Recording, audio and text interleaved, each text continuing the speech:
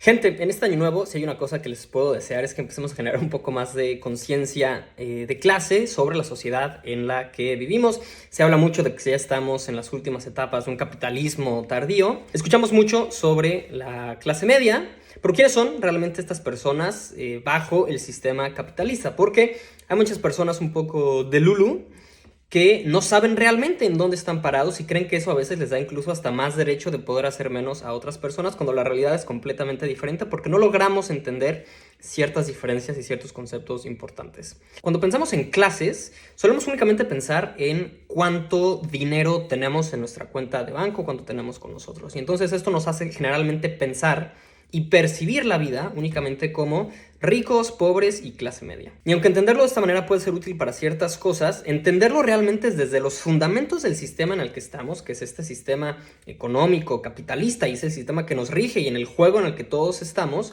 realmente puede hacer que cambiemos el chip de cómo percibimos la vida, cómo percibimos el sistema y cómo percibimos nuestro trabajo, nuestra interacción con otras personas, lo que escuchamos y lo que vemos.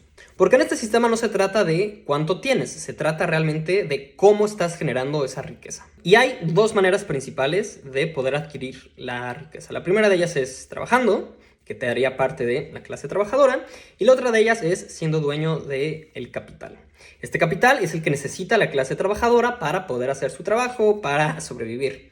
En este sentido, el verdadero capitalista en este juego en el que estamos jugando es aquel que puede vivir únicamente a través de sus capitales, a través de los cuales y el trabajo de las personas que lo están trabajando genera el dinero y genera la riqueza. Y bueno, entonces ya definimos qué es la clase trabajadora, ya definimos cuáles son realmente los capitalistas, para no estarlo confundiendo con lo que es la clase alta. Pero entonces, ¿qué es realmente la clase media? Generalmente lo asociamos con las personas que están en este escalón medio, que a lo mejor tienen una vida cómoda, no necesariamente holgada, que tienen suficiente para poder vacacionar un par de veces al año y que compran ciertos lujitos chiquitos. Sin embargo, lo que esto nos ha quitado de perspectiva es que incluso estas personas, por más alto que sea su salario, siguen siendo parte de la clase trabajadora. Y eso es lo que a veces confundimos cuando tratamos de pensar y ver la vida en la clase baja, media y alta. Porque tú podrás ser desarrollador de software o podrás ser tú el gerente en una gran empresa corporativa con un salario de miles y miles de dólares, de pesos o de cualquier divisa.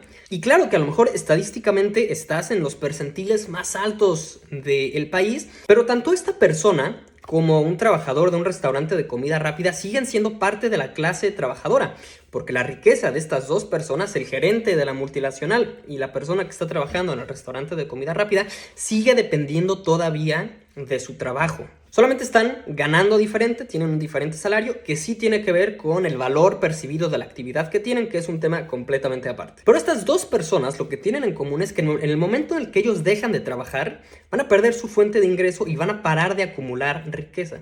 Si bien es cierto que la persona que gana más tendrá un poco más de oportunidades para empezar a diversificarse, pero en estricto sentido, si únicamente está dependiendo de su salario, en cuanto dejen de perderlo, los dos van a perder la fuente con la cual empiezan a generar esa riqueza. Y eso los hace parte de la clase trabajadora. Por eso a veces se habla mucho acerca de la educación financiera, porque tú podrás tener un salario muy alto y si no lo empiezas a usar para empezar a generar algo de capital, te quedarás siempre dentro de esa clase trabajadora. En este sentido, la clase media del sistema capitalista va a ser una persona que tenga ciertos capitales, pero que todavía no le permitan vivir únicamente de ellos y que por lo tanto todavía necesite estar trabajando activamente para poder complementar su ingreso.